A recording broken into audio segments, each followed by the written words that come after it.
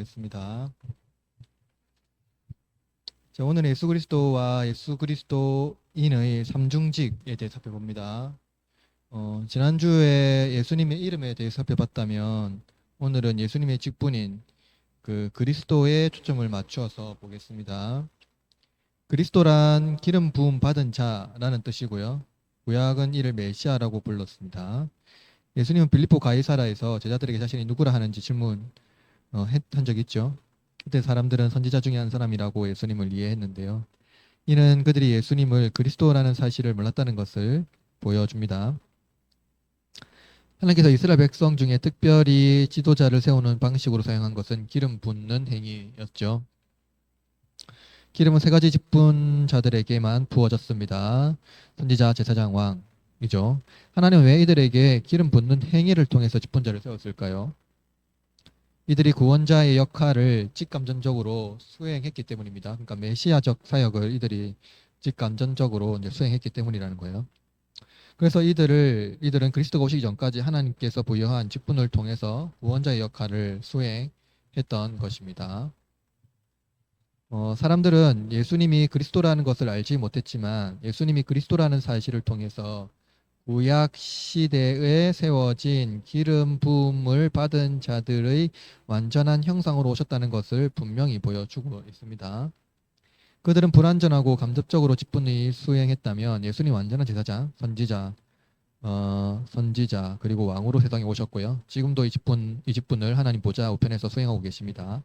그러므로 이 직분은 우리의 구원을 위하여 존재하는 직분이라는 것을 알 수가 있죠. 이와 마찬가지로 그리스도와 세 가지 직분을 세 가지 직분을 그리스도에게 이제 수여받는다는 겁니다.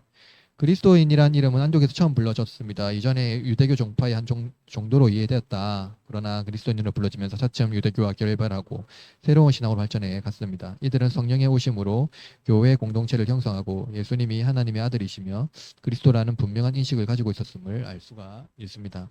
즉 유대교는 메시아를 기다리지만 그리스도인은 이미 메시아가 오셨고 그분이 예수님이라고 고백했던 신앙이라는 점에서 큰 차이를 보였던 겁니다. 따라서 그리스도인은 예수님의 기름 부음에 참여함으로써 이는 성령님의 오심으로 성령의 내적 임재를 통한 기름 부음을 받음으로써 그리스도의 삼존직에 우리는 참여하게 된다는 거예요. 그래서 그리스도인은 선지자로서 예수님에 대한 증언이며 제사장으로서의 우리의 삶과 몸을 전체로 하나님께 감사의 제물로 드려야 하며 왕으로서 죄와 마귀의 권세와 선한 싸움을 해야 합니다. 그래서 오늘은 그리스도와 그리스도인의 삼중직이 무엇을 의미하며 이것이 우리 신앙에 어떻게 설명하고 있는지에 대해서 유익을 살펴보도록 하겠습니다. 자, 31문입니다. 31문 한번 다 같이 읽어볼까요? 시작. 답 읽겠습니다. 시작.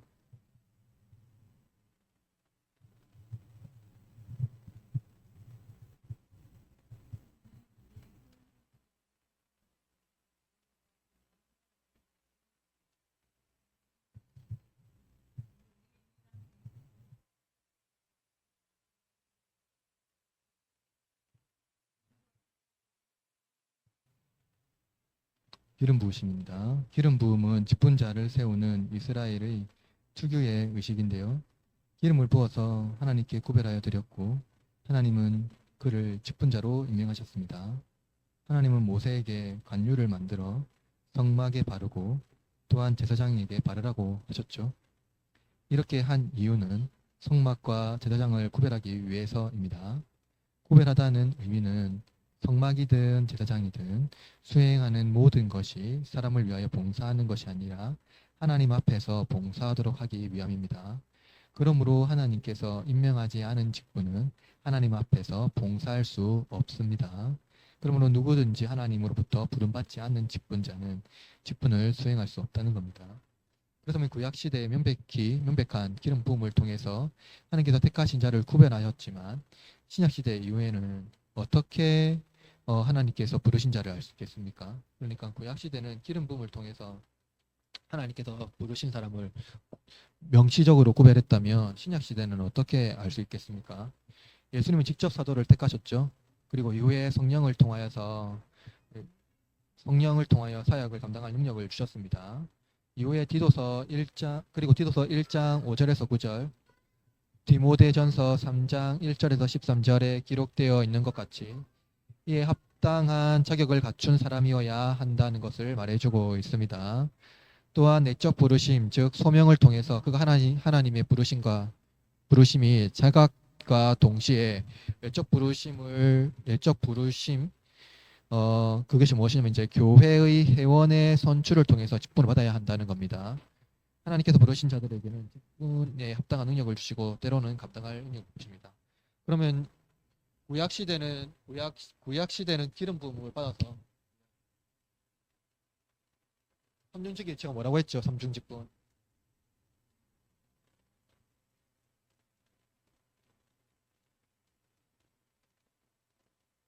구약시대는 이걸 어떻게 구별한다고 했죠? 명시적으로.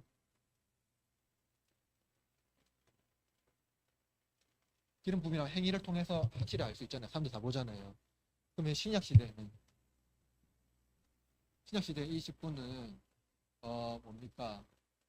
어, 어떻게 알 수 있겠습니까? 기름 부음을 안 하잖아요. 어떻게 알 수 있겠습니까? 예수님은 일단은 열두 사도를 부르셨잖아요. 그리고 사실은 이 선지자 직분은 모든 신자들이 다 가지고 있거든요.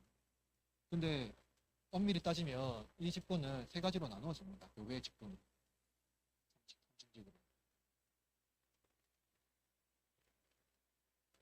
삼중직으로 나누어져요.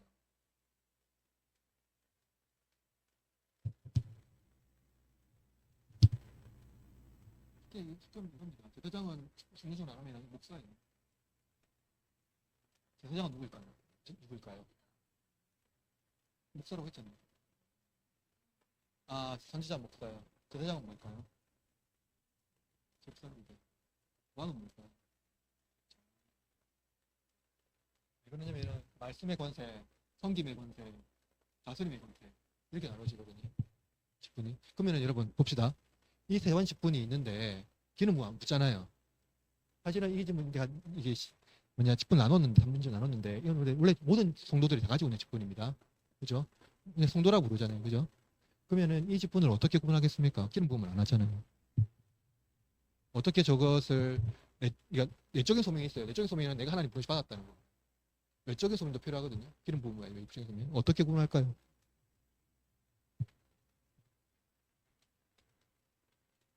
어떻게 구분할까요? 기름 부음 안 하니까 명시적으로 기름 부음 안 하니까 어떻게 이 사람의 신앙을 확인하고 이 직분을 하도록 해야 될 거 아닙니까? 그렇죠. 회원의 선출이에요.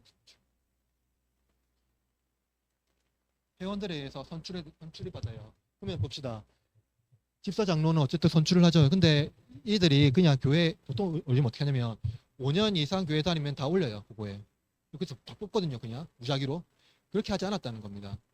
열매가 있어야 돼요. 반드시. 그래서 그 뽑는 사람들이 나와서 명시적으로 이 사람을 왜 선출하는지 명확한 열매를 분명히 증거를 해야 됩니다. 그죠? 그러면 한번 물어봅시다. 목사는 어떻게 하긴 합니까? 무슨 자격을 갖춥니까? 어떻게 자격 검증 어떻게 검증할까요? 신학국 가면은 자격 검증이 됩니까? 그 자격 검증이 됩니까? 공부만 잘하면 되잖아요. 그렇습니다. 그 신앙을 어떻게 검증하냐는 거죠. 네. 네. 어떻게 검증할까요? 신학교만 가면은 목사가 되잖아요. 졸업만 하면. 맞잖아요. 그렇잖아요. 그걸 어떻게 검증하냐고요. 그것도 공부잖아요, 공부. 공부만 잘하면 되잖아요, 그렇지. 머리만 좋아서 공부만 잘하면 되잖아요. 만약에 변호사 시험 치는 것처럼. 목사는 다르니까. 목사는 어떻게 검증을 합니까? 예. 그러니까 여러분, 집사 장로는 이렇게 회원회에서 선출된다고 하는데, 목사는 왜 그렇게 생각하는 거죠? 음, 음, 음.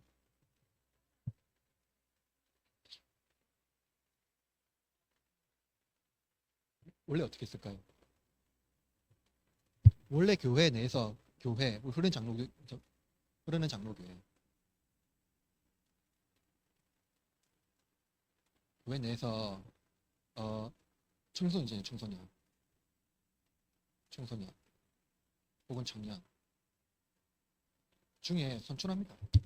선출해서 교회에서 신학교 보내는 거예요. 원래까지 이렇게 19세기까지 이렇게 왔어요. 근데 우리나라에는 전통이 없죠. 교회에서 학생을 키워서 이 사람을 목회자로 양성해서 신학교로 보내는 겁니다. 그러면은 이 친구가 어릴 때도 이 교회에서 신앙을 했기 때문에, 그죠? 결국 교회가 있는 거죠. 근데 사실은 이러한 방식으로, 여러분 오늘 세습이라고 하는데, 세습이요. 교회에서 키운 이 사람이 신학교에서 신학을 배워와서 다시 그 파송된 교회로 와야 됩니다. 교회에서 훈련해서 그 교회 모토에서 교회를 섬기고 해야 되는 거예요. 그게 원래 있는 어떤 부르심의 어떤 절차예요. 왜냐하면 교회에서 선출하고 교회의 목사거든요. 그러니까 이게 뭐냐면 잘 생각해야 돼요. 이 직분은요 교회를 위한 직분입니다. 교회가 없으면 목사가 될까요, 안 될까요? 교회 부르심이 없으면. 그러니까 알잖아요. 부르심이 없으면 직분을 못 한다고요. 하나님 부르심이 없는데 내 혼자 하고 싶다고 해서 되는 게 아니잖아요. 그러니까 교회에 부르심이 있어야 된다는 거죠. 그러니까 이게 왜 중요하냐면 교회에서 성장하고 키우고 교회에서 신학교를 보낸 그 사람이 목사가 되어서 교회를 섬겨야 되는 거죠. 그렇게 되면 뭡니까?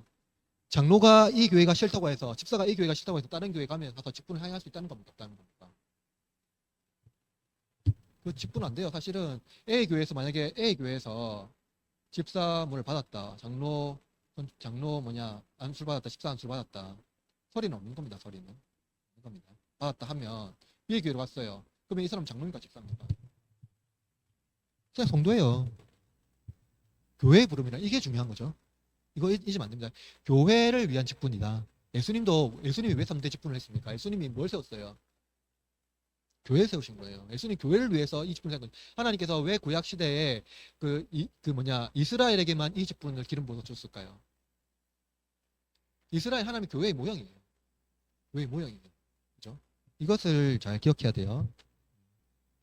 그래서 구약 시대에는 그러니까 명백하게 하나님께서 부르셔서 기름 부어서 세웠다고 한다면 신약 시대에는 교회 회원을 통하여서 하나님께서 사람을 선출하고 뽑는다. 사람을 통해서. 아시겠죠? 그것이 다릅니다. 자, 그렇죠. 이제 그런 데 있잖아요. 이게 이제 세 가지 직분에는 동시에 또 한계가 있을까요? 없을까요? 한계가 또 있습니다. 이 구약 시대의 직분이 구분되어 있다는 거예요. 제사장, 선지자는 선지자, 뭡니까? 왕은 왕. 그렇죠? 그래서 예수님 오셔서 삼중 직분을 온전히 감당함으로써 이전에 있던 직분의 부족함을 완전히 채우고 이루셨습니다. 그리고 제 아들에게 직분을 감당하도록 부르셨고요. 수행하게 하시며 나아가 모든 그리스도인이 예수님께서 이루신 직분 안에서 왕, 제사장, 선지자로 수행하도록 이끄셨다는 거예요. 예수님은 외적으로 기름 부음을 받지 않았지만 세례 요한에게 세례 받을 때 하늘의 성령에 임재하셨고요. 성부께서 하늘에서 말씀하심으로 영적 기름 부음을 표성적으로 보여주셨다는 거죠. 그러니까 사도들은 제자들입니다. 못합니다. 사도와 제자들은 오순절 성령의 임재를 통해 영적 기름 부음을 경험했고요. 오늘날 신자들은 세례를 통해서 영적 기름 부음을 경험합니다. 세례요. 그러니까 세례 엄청 중요한 거죠. 실제로 초대교회의 올리브유 도요식이라고 하는데 마귀를 쫓아내고 영적 기름 부음을 통해 새로운 사람이 됐음을 공표했습니다. 그죠? 그러니까 초대교회에는 언제 기름을 부었냐면은 세례식 때 기름을 부었다. 그죠? 정리해서 말하면 오늘날 직분자에 대한 인식이 불필요해지고 있습니다. 직분이 꼭 필요하나? 우리 교회는 그냥 우리끼리 모여서 서로 성찬하고 말씀 나누고 그냥 우리끼리 하면 되지. 꼭 목사가 필요하나? 하는 인식이 교회에 굉장히 강하게 대우되는 어떤 형태가 현재 발생하고 있습니다. 여러 가지 이제 문제가 있기 때문에 그렇겠죠. 직분에 대한 문제가. 근데 그러나 뭡니까? 하나님께서 부르신 직분자를 통해서 하나님은 교회를 보존하신다는 거예요. 하나님께서 이스라엘 보존했듯이 직분을 통해서 보존했듯이 교회도 마찬가지입니다. 하나님께서는 직분자를 통해서 교회를 보존한다. 만약 그렇지 않다면 예수님을 이 땅에 보내지 않았다는 거예요. 올 필요가 없어요, 예수님이. 예수님은 구약 시대에 하나님께서 그의 백성을 보존하시고 다스리는 수단으로 제사장, 선지자, 왕으로 세우셨다. 이처럼 예수님을 통해 선진직을 완전히 이루셨고 또 직분을 교회 안에서 직분자를 통해서 완전히 이루시고 그 교회를 어떻게 합니까? 하나님은 이 직분을 통해서 보존하신다. 이해됩니까? 네, 이해됩니다. 자, 그러면 선지자를 먼저 봅시다. 이 세 가지 직분을 봐야 되는데요. 그분은 우리의 큰 선지자와 선생으로서 우리 구원을 위한 하나님의 감추인 경영과 뜻을 온전히 계시하시고가 우리 방금 전에 읽었던 31문에서 선지자 내용입니다. 선지자란 뜻은 장차 이루어질 일을 공포한다는 뜻에서 예언자라고도 불립니다. 일반적으로 선지자는 현재나 미래의 일에 관하여 사람들에게 하나님의 뜻을 선포하고 설명하도록 하나님의 부르심을 받은 자들을 말합니다. 선지자들은 뭐 했습니까? 하나님의 말씀을 들었죠. 그렇죠. 그래서 그걸 선포했단 말이에요. 그래서 구약의 선지자들은 하나님께서 직접 부르심을 받았습니다. 하나님께서 직접 그들을 부르셨어요. 그의 백성들에게 보내심을 받은 자들을 선지자로 했다. 이들은 백성들의 죄를 책망하고 하나님의 심판을 경고하고 회개를 촉구하며 참된 교리와 하나님께서 드린 예배를 선포했습니다. 그래서 거짓과 부패에서 말씀을 보호하고 메시아에 대한 약속과 장차 임할 하나님의 큰 일과 은혜를 선포했다는 겁니다. 그렇다면 여러분, 구약의 선지자들이 선포했던 모든 것들은 거짓이 포함되어 있을까요, 없을까요? 없습니다.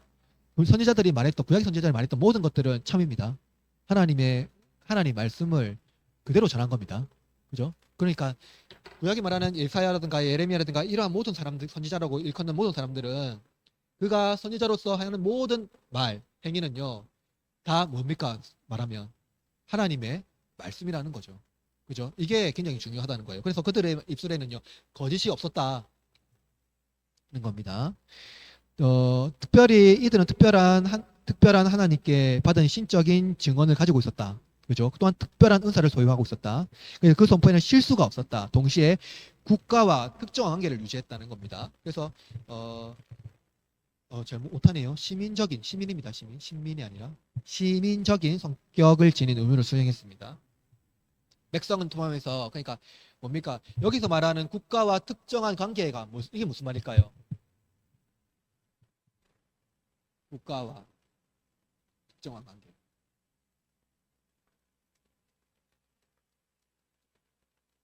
이게 무슨 말일까요? 다윗은 왕이 안 돼. 선생자 있으니까. 음, 음, 음.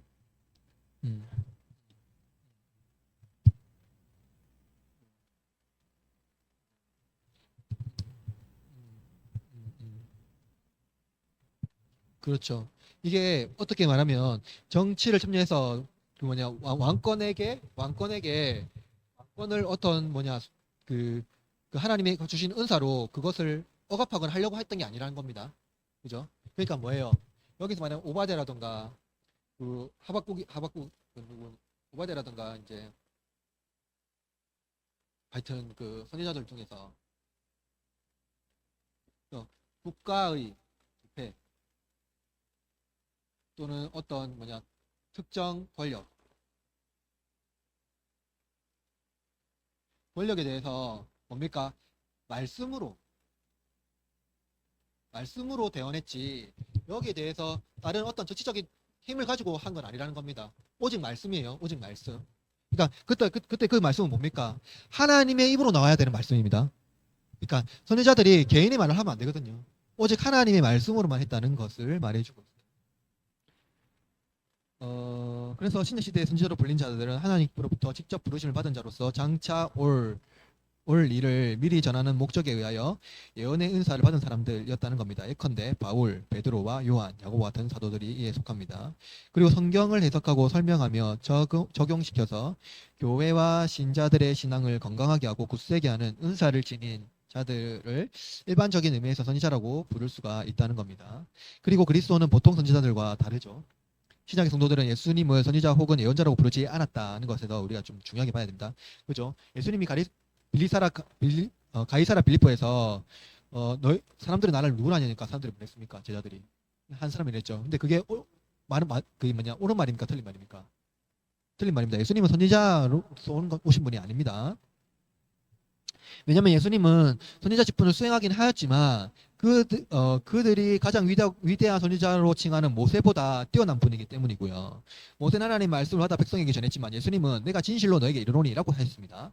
즉 구약의 선지자는 여호와께서 가라사대라고 하셨지만 예수님은 나는 너에게 이르노니라고 하셨다는 거예요. 그러니까 예수님 말씀 자체죠. 그러니까 예수님은 하나님께 받아서 말할 필요가 없어요. 선지자들은 하나님께 받아서 말해야 되거든요. 하나님 말한 걸 말해야 돼요. 근데 예수님은 자신이 말하면 하나님 말씀입니다. 이게 너무나 다른 거죠. 원인 자체가 다르다는 거예요. 그래서 예수님은 선지자들과 비교할 수 없는 권위로 말씀하셨고요. 예수님은 하나님의 본체이시며 말씀이 육신을 입어 오셨다는 것에서 그분의 권위는 선지자들과 비할 수 없는 권위라는 거예요. 이전 선지자들은 하나님 말씀에 의존하였지만 예수님은 그 자체로 말씀이셨습니다. 그러나 예수님은 하늘의 음성이 아니라 우리와 같은 육신을 입은 말씀으로 오셨다는 것에서 구약의 말씀과 차원이 또 다르다. 예수님은 육신을 가지고 살아가는 인간들에게 영원하신 하나님의 뜻을 나타내기 위하여 육신을 입으신 말씀이 되셨다는 겁니다. 하늘의 음성이 아니라 말씀이 육신이 되심으로 우리 가운데 거하심, 그리고 참된 하나님 말씀을 선포하셨고 우리는 그 뜻을 온전히 알 수 있게 된 겁니다. 예수님이 직접 말씀이 되셨으니까요. 이 땅에 오셨으니까요. 그러니까 하늘의 음성이 아니라는 거예요. 그러니까 여러분, 하늘에서 울리는 음성이 아니라 직접 육신이 되어서 말씀 오셨다는 것 자체가 이게 이제 예수님의 선지자적 사역을 분명히 보여주고 있다는 겁니다. 그러나 사람들은 오히려 하늘의 음성에 귀를 기울이고 육신 되신 말씀을 무시했다. 표적을 좋아하죠, 인간은.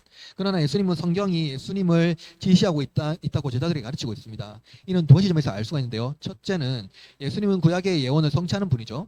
엠마오로 가는 주제자에게 예수님은 구약 선지를 가르치면서 구약의 예언들이 자신을 가리키고 있음을 보여줍니다. 누가복음 24장 27절에 이렇게 말합니다. 이에 모세와 모든 선지자들이 글을 시작하여 모든 성경에 쓴 바 자기에 관한 것을 자세히 설명하느니라. 그러니까 뭡니까? 구약 성경에 있는 모든 것이 누구를 말하고 있다고요? 예수님 자신을 말하고 있다는 겁니다. 예수님은 하나님께서 선지자를 통해서 예언하신 말씀과 뜻을 이루셨습니다. 구약에 감추인 하나님의 큰 일과 은혜를 동시에 말씀이 육신이 되어 이루신 겁니다. 그래서 구약의 선지자는 하나님의 뜻에 의존하여 오실 그리스도를 기대했고 신약 사도들은 교회의 유익을 위하여 예수님께서 행하신 일을 바라보라고 하였습니다.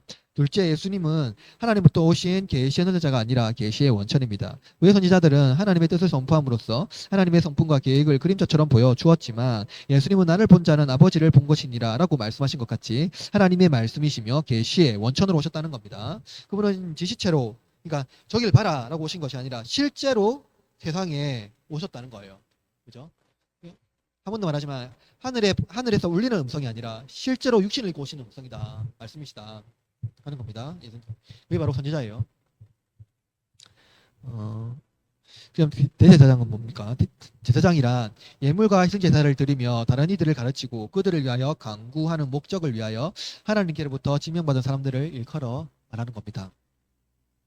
제사장은 두 가지 형태로 나뉘는데요. 하나는 모형적이고 하나는 실제적인 겁니다. 먼저 모형적인 제사장은 명령입니다. 명령하신 대로 제사를 준비하고 드리며 자기 자신과 다른 이들을 위하여 간구하며 하나님의 뜻과 장차 오실 메시아에 관하여 사람들을 가르치도록 하나님께로부터 택함받은 사람들을 말합니다. 구약의 모든 제사장은 여기에 속하죠. 모형적인 제사장에 속합니다. 특히 대제사장이 모형적인 성격이 가장 두드러지죠. 다음으로 실제적인 제사장입니다. 이는 모형적인 제사장과 분명한 차이점이 있는데 실질적인 제사장은 레위 지파의 계통의 계승이 아니라 영원한 내 제사장이며 하나님의 아들이신 그리스도라는 것입니다. 그는 레위 혈통이 아니라 하나님부터 직접 세움을 받았고 이 직분을 위하여 성령으로부터 기름 부음을 받았습니다. 그는 인성을 취하사 하나님의 은밀한 뜻과 작정을 우리에게 계시하시고 우리를 위하여 자신을 화목제물로 드리며 또한 그가 우리를 위하여 간구하시는 모든 간구들이 언제나 반드시 응답된다는 약속을 지니시고 적용하십니다. 그는 우리를 위하여 제사함을 얻으시며 또한 종말에 이르기까지 성령의 사역을 통하여 그의 교회를 모으시고 조명하시고 거룩하게 하십니다. 이 점에서 예수님이 제사장의 직분을 어떻게 수행하는지 세 가지로 이해할 수 있는 겁니다. 첫째는 예수님은 온전한 제사를 드렸다는 겁니다. 예수님은 속죄를 위해 드린 피는 동물의 피가 아니었다는 거예요. 그 대신 예수님은 그분 자신을 완벽한 화목제물로 드렸습니다. 이것은 구약 제사와 달리 반복되지 않고 영원히 그리고 단번에 드려졌다는 겁니다. 그러므로 예수님은 구약의 모든 제사를 다시 반복하지 않도록 흠이 없이 하나님 자신을 드림으로써 완벽한 제사함을 이루셨다는 겁니다. 예수님이 자신의 화목제물로 드림으로써 여기서 제사를 더 추가할 명분이 사라졌죠. 더 이상 우리는 제사 드릴 필요가 없죠. 예수님이 드려졌으니까요. 둘째는 예수님은 우리를 하나님 가까이로 이끄신다는 겁니다. 구약의 제사장은 제사를 드릴 뿐만 아니라 백성의 대표로 하나님의 임재 안에 들어가도록 했습니다. 그렇죠? 이스라엘 백성들은 성전의 성소에 누구도 들어가지 못했다. 오직 제사장만 들어갈 수 있었다. 그리고 성소의 내부인 지성소에는 대제사장만 들어갈 수 있었고 그들은 그것도 1년에 한 번만 대속죄일에만 들어갈 수 있었다는 거죠. 그러나 우리의 온전하신 대제사장이신 예수님은 속죄를 위해 자신을 완전한 제물로 드렸을 때 지성소 입구를 막고 있던 휘장이 위로부터 아래로 둘러 찢어졌습니다. 이것은 예수 그리스도 안에서 하나님께로 나아가는 길이 열렸음을 보여주는 상징적인 이제 의미죠. 우리의 온전한 대제사장이신 예수님은 계속해서 우리를 하나님의 인자 안으로 이끌어 가십니다. 이 때문에 우리는 더 이상 예루살렘 성전이나 우리와 하나님 사이에 중재자 역할을 하는 특별한 제사장직이 필요가 없어졌습니다. 왜냐하면 예수님은 성전에서 내부로 들어가지 않으시고 하늘에 계신 하나님의 임재로 들어가셨기 때문입니다. 예수는 그죠? 예수님은 성전에 들어간 것이 아니라 예수님은 제물이 되시면서 들어갔으니까 하나님의 임재로 바로 들어가셨다는 거죠. 그러므로 우리는 예수님 안에서 하나님의 임재로 들어갈 수 있는 길이 열려졌다는 겁니다. 첫째로 예수님께서 우리를 위해 기도하신다는 겁니다. 구약에서 제사장의 또 다른 역할은 이제 백성을 대신해서 기도했다는 거예요. 중보했다는 겁니다. 예수님도 우리의 중보자로서 우리를 위하여 간구하십니다. 히브리서 7장 25절에 이렇게 말합니다. 자기를 힘입어 하나님께 나아가는 자들을 온전히 구원하실 수 있으니 이는 그가 항상 살아 계셔서 그들을 위하여 간구하심이라 라고 말합니다. 이는 예수님께서 신자들의 간구를 들으시고 아버지께서 탄원하신다는 겁니다. 그가 우리를 대표하여 하나님께 탄원함으로 우리의 연약함을 도우실 뿐만 아니라 기도함으로써 하나님의 진노를 지금도 누그러뜨리고 있다는 것을 알 수가 있습니다. 그는 추상적으로 우리를 위하여 탄원하는 것이 아니라 매우 구체적으로 우리의 죄에 대하여 하나님께 탄원합니다. 예수님께서 우리를 위하여 간구하실 수 있는 것은 그분은 인간으로 오셨고 지금도 인간으로 하나님 보호자 우편에 계시기 때문입니다. 이것은 예수님이 우리가 장차 회복될 하나님의 유일한 형상이라는 것을 분명히 보여주고 있죠. 왜냐하면 성부 하나님은 우리의 기도를 들으시고 우리의 필요를 채우시기를 기뻐하신다는 겁니다. 특별히 아들의 간구를 통해서 우리에 대한 사랑을 확증하시고 또 시험을 이길 능력을 구비해 주십니다. 예수님께서 우리를 위한 중보자로 계시는 것은 한몫 제물이 되심으로 하나님의 의를 만족하셨을 뿐만 아니라 우리의 영원한 대제사장으로서 하나님과 친교를 이끄시며 눈물 골짜기에서도 위로를 얻도록 이끄신다는 겁니다. 이 모든 것을 통해 신자에게 유익이 되도록 하신다는 거예요. 자, 이제는 왕이라 하나님께서 세우셔서 특정한 백성들을 정의로운 법에 따라 다스리게 하시고 선한 자들에게 상 주시고 악한 자들을 벌하는 권세를 갖게 하는 직분입니다. 이 직분을 수행함으로써 백성들을 보호하도록 하셨습니다. 이 권세는 지상에 강력한 권세로서 그 위에 더 높은 권세가 없습니다. 그리스도께서는 하나님께서 직접 세우신 왕 중의 왕으로 그가 자기의 피로 값주고 사신 교회를 그의 말씀과 성령으로 다스리고 모든 원수들로부터 교회를 보호하십니다. 또한 원수들을 영원한 불못에 던져 영벌에 처하게 하시고 그의 백성들에게 영생을 주실 것입니다. 예수님은 태어날 때부터 유대인의 왕으로 하셨죠. 알고 계시죠? 유대인 왕으로 하셨습니다. 그러나 예수님은 군사적, 정치적 권력을 지닌 지상의 왕으로 만들고자 하는 사람들의 시도를 거부하셨다는 거죠. 요한복음 18장 36절 읽어볼까요? 시작.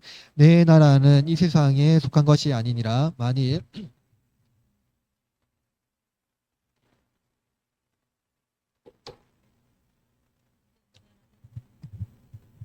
그죠? 따라서 예수님은 왕으로 오셨지만 그의 나라는 세상 나라와 구별된 나라였다. 그죠? 예수님은 세상 나라와 다른 왕국을 선포했습니다. 마태복음 4장 17절 읽어볼까요? 시작.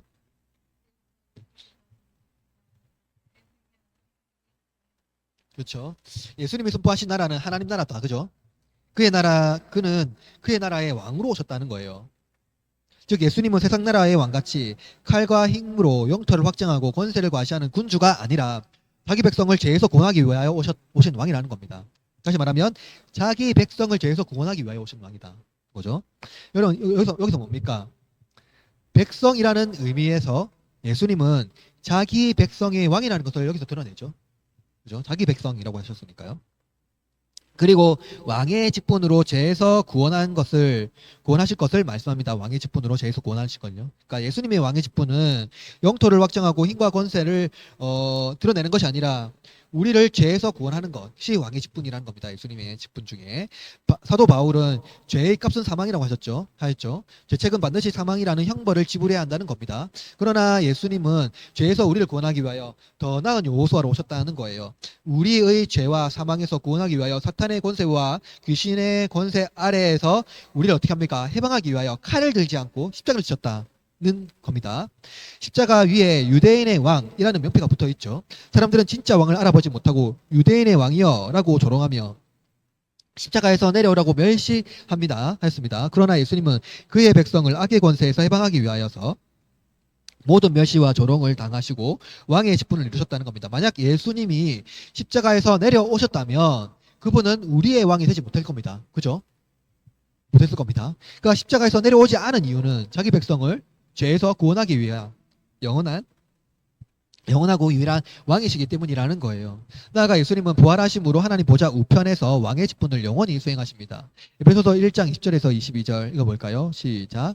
하늘에서 자기 오른편에 앉히사 모든 통치와 권세와 능력과 주권과 이 세상뿐 아니라 오는 세상에 일컫는 모든 이름 위에 뛰어나게 하시고 또 만물을 그 발 아래 복종하게 하시고 그를 만물 위에 구애로 그렇죠. 예수님은 부활하심으로 영광 중에 다시 오실 때 교회와 우주를 다스리는 권세가 온전히 드러날 거예요. 그죠? 그러므로 예수님은 부활하심으로 사도들에게 이렇게 선포하셨습니다. 마태복음 18장 18절 20절인데 여러분 잘 아는 말씀입니다. 같이 읽어볼까요? 시작. 하늘과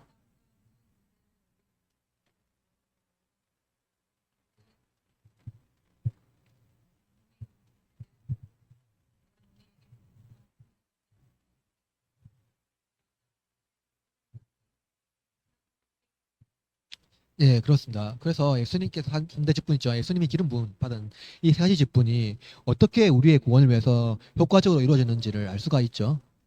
그죠? 그러니까 구약의 시대에서 하나님께서 구약 백성들에게 어떻게 하나님 백성을 구원하시는지를 보여줬다면 예수님은 그 직분을 자기 몸에 다 심어서 다 그냥 다 구원을 위해서 다 해줬다는 겁니다. 자, 32문 읽어볼까요? 32문 시작. 답 시작.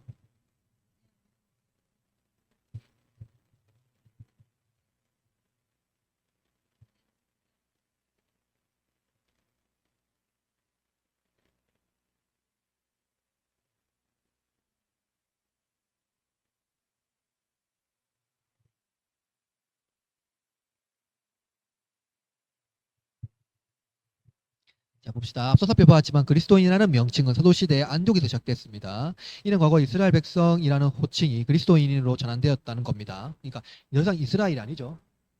우리 뭡니까? 영적 이스라엘이라고도 할 수 있는데 그것은 뭡니까? 그리스도인으로 대체된 겁니다. 그죠? 우리 해당이 하지 않고 예배 교회로 갑니다. 그죠? 그게 예수께서 세우신 교회. 자, 그래서 이것은 뭘 말하냐면 민족주의 개념이 아니라 초월적인 하나님의 백성이라는 의미에서 이미 하나님은 세계를 예수 그리스도의 피로 사신 교회 안에서 하나의 시민으로 본 겁니다. 그죠? 그러니까 왜냐면은 우리는 그리스도의 형제자매라고 부르는데 민족적으로 보면 다르잖아요. 근데 그것이 예수님께서는 이미 예수 그리스도 안에서 하나의 시민, 하나의 백성, 하나의 나라로 하나님께서는 이미 말씀하고 있다는 겁니다. 그러니까 교회라는 역할은 그거예요. 아시겠죠? 그러니까 어떤 영토적인 이런 의미가 아니라 교회 안에 모여 있는 하나의 시민, 하나의 백성, 하나의 그 가족. 이라는 공동체가 형성이 되는 겁니다. 그럼 타락 이전의 아담은 하나님께서 본래 원하셨던 삼중직을 수행하도록 창조하셨습니다. 아담은 참된 지식을 소유하고 있으므로 진실되게 말하는 선지자였고 자유롭고 공개적으로 하나님을 찬송하는 제사장이었으며 하나님께서 창조하신 세계를 다스리는 왕이었습니다. 그러나 죄가 세상에 들어오면서 삼중직은 완전히 상실되었죠. 즉 하나님의 형상으로 창조된 인간이 하나님의 말씀에 순종하지 못함으로 거짓과 우상 숭배와 폭군이 되어버린 겁니다. 그러나 하나님은 아브라함을 통하여 이스라엘을 다시 세우시고 선지자, 제사장, 왕이라는 새 직분을 다시 주셨습니다. 이들은 역할을 수행하면서 어느 정도 회복되었으나 거짓 예언자, 불경건한 제사장, 불의한 왕도 있었다는 거예요. 그러므로 온전히 이 직분을 수행되지 못했고 세상은 더욱더 망가져 갔다는 겁니다. 그리스도께서 오셨을 때 처음으로 이 세 가지 직분을 성취되었다. 그리스도께서 성취하셨습니다. 그분은 하나님의 말씀을 우리에게 온전히 선포하시는 선지자, 또 온전히 제사를 드리시고 그분의 백성을 하나님께서 이끄시는 대제사장, 의와 권세와의 지팡이로 통치하며 새하늘과 새 땅을 영원히 다스릴 참된 왕이라는 겁니다. 그런데 놀랍게도 그리스도인들이 비록 종속적인 방식이기는 하지만 각각 그리스도인의 상중직을 따라 행동했다는 거예요. 그죠? 그리스도인이 이 예수님이 행했던 상중직을 따라 행동했다는 겁니다. 이 복음을 세상에 선포하면서 하나님의 말씀을 선포할 때 우리는 무엇을 역할을 감당하는 겁니까? 선지자 역할을 감당하는 거예요. 그죠?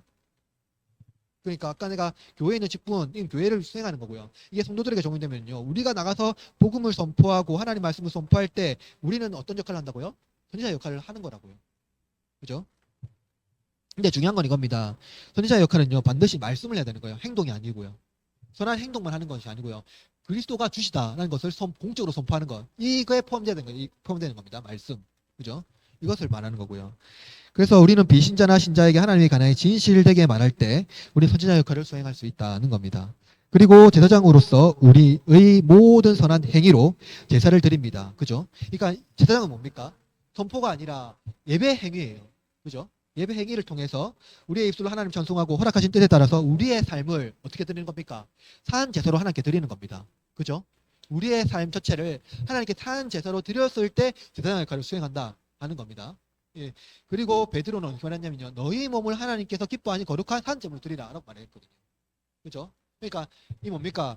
선지자의 역할은 복음이라는 하나님이 주시는 주가 그리스도시고 우리를 위해 행하신 큰 일을 선포하는 거라고 한다면 제사장은 실제로 나의 삶의 모든 것들을 전제로 태워서 하나님 앞에 내 삶을 바른직한 제물로 드려지는 것을 제사장의 역할이라고 하는 거죠. 이처럼 그리스도인은 자기 삶을 선한 예배로 드리기를 기뻐하며 하나님을 영화롭게 하는 참된 삶의 예배를 드리는 행동을 나타내기 시작했다는 겁니다. 마지막 페이지에 있어요. 마지막으로 왕으로 그리스도의 통치에 부분적으로 참여합니다. 그러나 우리는 지상에서 같은 권위를 받은 것이 아니에요. 그죠? 여러분, 이 왕이라고 할 때요, 왕은요, 권세거든요, 권세. 또는 권위를 받았습니다. 근데 우리가 지상에 살 때요, 같은 권세와 같은 권위를 받습니까? 아니에요. 누구는 많은 권세를 받고요. 누구는 작은 권세를 받아요. 누구는 많은 권위를 받고요. 누구는 작은 권위를 받아요. 그래서 하나님은 세상이나 교회에 다양한 권위를 허락하셨고요. 그리고 그 권위에 복종하도록 하셨다는 겁니다. 또한 이 권위를 주심으로 하나님께서 요구하시는 의의 통치를 실현하도록 하십니다. 무슨 말이냐면 하나님께서 권위를 주셨잖아요. 세상에. 여러 가지 통치자의 여러 가지 세상의 통치와 권위를 들었잖아요. 그런데 그것이 뭐냐면요. 하나님께서 이 권세를 주심으로 말미암아서 하나님께서 요구하신 것은 무엇입니까? 세상에 위정자들이 있고 권세를 많이 가진 자들이 있잖아요. 그러니까 그만한 권세를 그들에게 주셨다는 거죠. 그러면 하나님께서 그걸 통해서 무엇을 요구하시는 겁니까? 그러니까 하나님의 의의 통치를 실현하도록 하는 거예요. 의의 통치요. 우리의 생각이 아니라 하나님의 의의 통치요. 정의와 공의를 실현하는 거예요. 그러므로 세상이든 교회든 권위자들은 하나님을 경외하고 두려움으로 권세를 사용하고요. 말씀하신 의의 통치를 실현해야 한다는 겁니다. 하나님 말씀하신 의의 통치요. 그러니까 제가 생각하는 어떠한 절차 안에서 하는 게 아니라 하나님께서 말씀하신 의의 통치인데, 그런데 그 세상은 일반 법칙 안에 있으니까 이런 법칙 안에서 우리의 양심이 허락하는, 양심에 거리낌이 없는, 그죠? 아주 선한 양심으로 그 일을 해야 된다는 겁니다. 선한 양심. 그죠? 우리 하나님 뭐죠? 일반 세상 안에서 무엇으로 심판한다고 했죠? 양심으로 심판한다고 했잖아요. 그죠? 그러니까 선한 양심으로 하나님의 의를 실천하도록 애써야 한다는 겁니다. 권세를 받은 자들은. 그리고 반드시 명심해야 할 것은 지상에서 많은 권세를 받은 자들이 주께서 다시 오시는 날에 하나님께서 기뻐하는 의의 통치를 실현하지 못한다면 책망받습니다. 그죠? 반드시 책망받습니다. 그런데 여러분 이거세요. 적은 권세를 받더라도 작은 것에 충실했던 이들은 무엇을 받을까요? 더 많은 면류관을 받아요. 그죠? 예수님께서 말씀하고 있는 그대로가 될 겁니다. 그죠? 그러니까 우리는 이거예요. 작은 것을 받았다고 복종한다고 해서 우리가 주눅들 게 없어요. 예수님께서 무엇을 보냐면요. 우리가 얼마나 그 받은 고난에서 하나님의 말씀 앞에 순종하고 하나님의 말씀 앞에 그것을 잘 통치하고 다스리고 있느냐. 그죠? 얼마나 의의 통치를 이루고 있느냐. 정말 우리가 의로운 하나님의 말씀 앞에 살아가고 있느냐. 이것이 중요하다. 겁니다. 권세를 많이 받고 좋게 받는 게 중요한 게 아니라. 그러므로 삼중직은 그리스도인이 하나님 안에서 하나님 나라를 구현하며 또 영원토록 하나님을 기뻐하는 삶을 살도록 하는 원천이라는 겁니다.